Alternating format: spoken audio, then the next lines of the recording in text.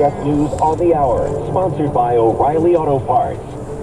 I'm Steve Kathan. The number 2 man at the Justice Department wants to meet with an imprisoned confidant of Jeffrey Epstein. Deputy Attorney General Todd Blanche says if Ghislaine Maxwell has information about anyone who committed crimes against underage girls, the FBI and the Department of Justice want to hear about it. By reaching out to Maxwell, the Justice Department is trying to cast itself as transparent following backlash from Senate President Trump's political base. The base has been critical over the administration's earlier refusal to release additional records on the case. President Trump was a one-time friend of Jeffrey Epstein, but distanced himself several years ago. Linda Kenyon, CBS News, Washington. Speaker Mike Johnson has said there will be no House vote on an Epstein resolution until after the August recess.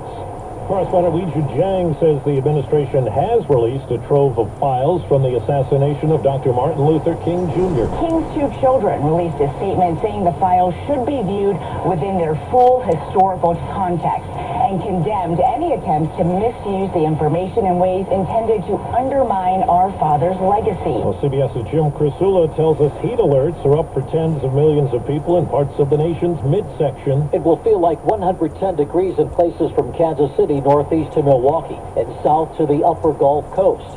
Skylar Moss manages landscape crews in Memphis, Tennessee. Extreme heat may prompt her to change schedules. I try to encourage my guys to take many breaks they feel that they need, and if it's just like absurd, ridiculous, then we can move things around. Midweek temperatures across the middle of the country will be 10 to 15 degrees above normal for this time of year. Authorities outside Pittsburgh have arrested a 39-year-old woman accused of being an imposter nurse.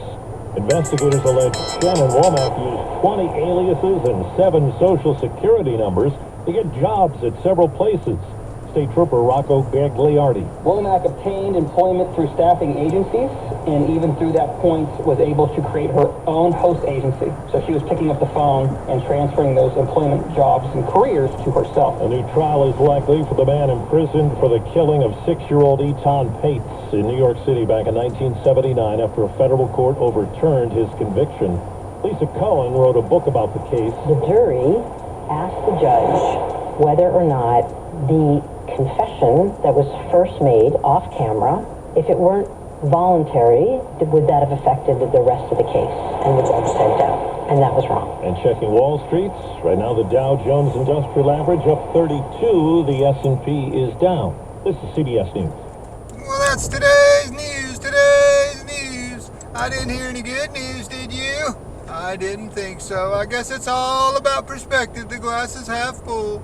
Well, as always, I'd like to thank you again for coming along with me on these Dash Cam News adventures. You know the drill. Peace, love, and all that hippie jazz. Bye-bye, everybody. It's 64 degrees in Discovery